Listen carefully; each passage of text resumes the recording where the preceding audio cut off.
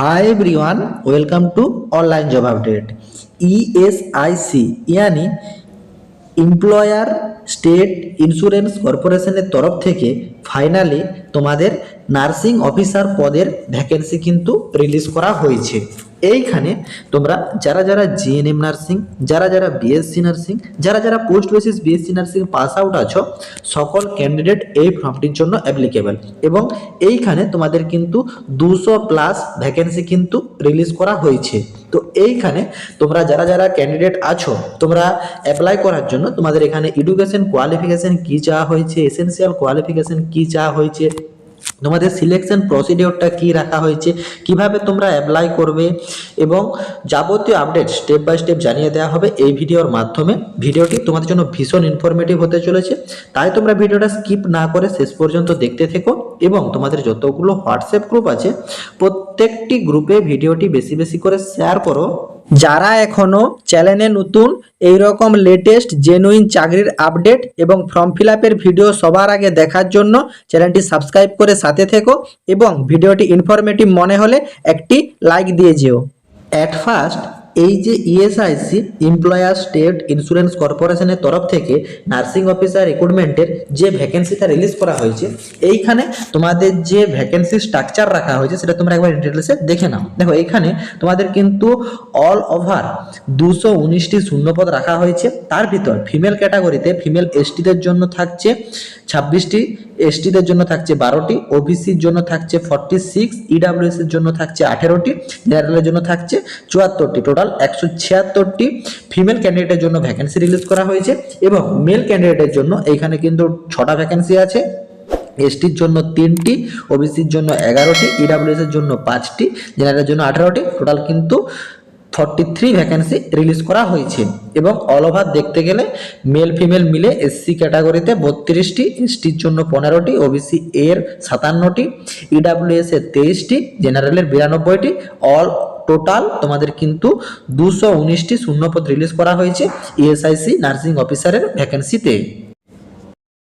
এই ফর্মটি fill up করার জন্য যারা যারা বিএসসি নার্সিং পাস আউট আছো, বিএসসি অনার্স হোক বা বিএসসি নার্সিং পাস আউট হোক, তারা কিন্তু সকল ক্যান্ডিডেট অ্যাপ্লাই করতে পারবে এবং পোস্ট বেসিস বিএসসি ক্যান্ডিডেটরাও অ্যাপ্লাই করতে পারবে।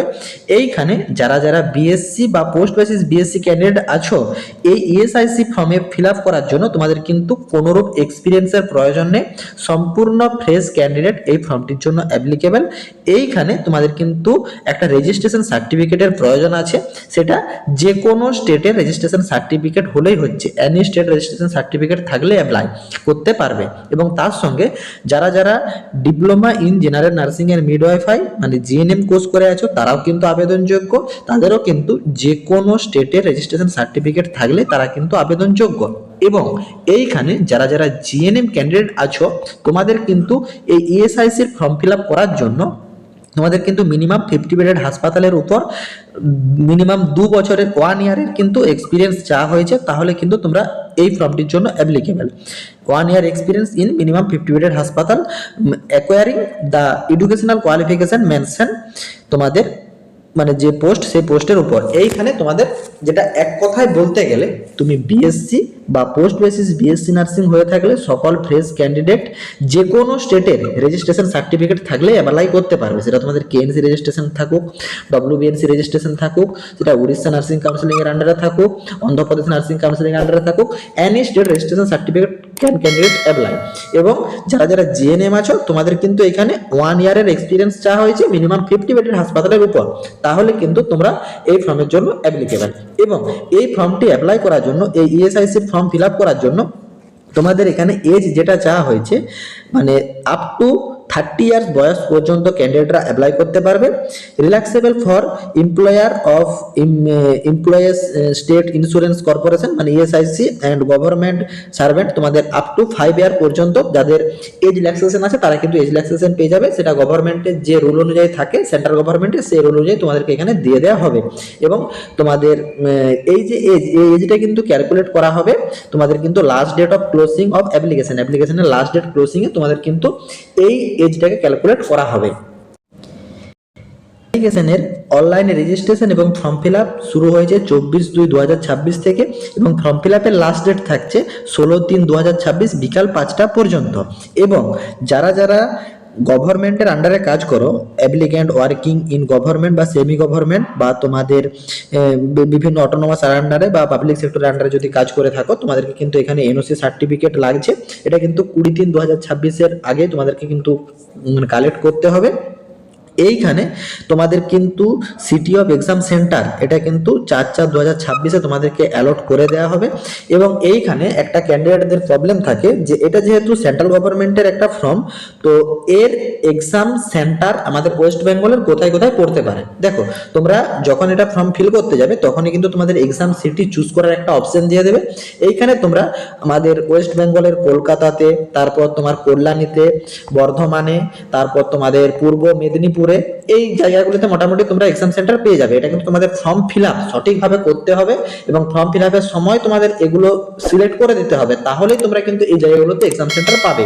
এবং তোমাদের এখানে 8/4/2026 তোমাদের কিন্তু অ্যাডমিট কার্ড আপডেট হয়ে যাবে এবং তোমাদের কিন্তু finally stage 1 CBT base exam থাকছে কিন্তু 11 এপ্রিল 2026 এবং স্টেজ 2 সিবিটি বেস এক্সাম থাকছে কিন্তু 30 এপ্রিল 2026। এবং তোমাদের রেজাল্টের যে অ্যানাউন্স সেটা কিন্তু বোর্ডের তরফ থেকে পরে অ্যালট করে দেওয়া। এই ফর্মটি যারা যারা ফিল আপ করবে তারা যদি জেনারেল এবং ওবিসি ক্যান্ডিডেট হয়ে থাকো, তোমাদেরকে কিন্তু 3000 টাকা অ্যাপ্লিকেশন ফিস পে করতে হবে। এবং এসসি এসটি এবং ইডাব্লিউএস ক্যান্ডিডেট হলে তোমাদেরকে কিন্তু 2400 টাকা আবেদন মূল্য পে করতে হবে।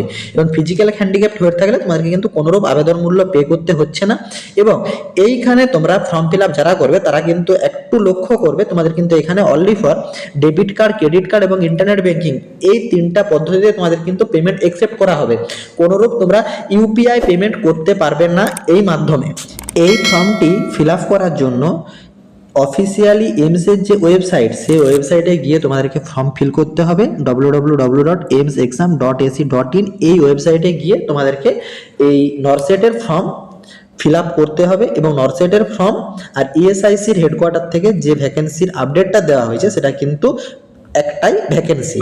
তো যেসব ক্যান্ডিডেটরা আমাদের মাধ্যমে নরসেট 10 এর সঙ্গে তোমাদের এই যে ইএসআইসির যে ভ্যাকেন্সি, এই ভ্যাকেন্সিগুলোতে যে ক্যান্ডিডেট আমাদের মাধ্যমে ফর্ম ফিল আপ করতে চাও, ন্যূনতম সাইবার ক্যাব চার্জের বিনিময়ে বাড়িতে বসেই সঠিক পদ্ধতিতে আবেদন করতে চাও, তারা কিন্তু কমেন্ট বক্সে কমেন্ট করো।